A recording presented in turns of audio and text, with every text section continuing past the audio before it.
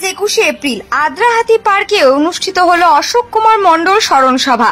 আয়োজনে ছিল the free thinking হিউম্যানিস্টস Adra. প্রায় 44 ডিগ্রি তাপমাত্রাকে উপেক্ষা করে অনুষ্ঠানে উপস্থিত ছিলেন 60-এর অধিক আদ্রা সহ নাগরিক বৃন্দ। অশোকবাবু স্মৃতিচারণ করেন বাল্যবন্ধু গোড়া বিশ্বাস, সহকর্মী তিমির দত্ত, কন্যা চঙ্কি ঘোষ সহ আরো অনেকেই।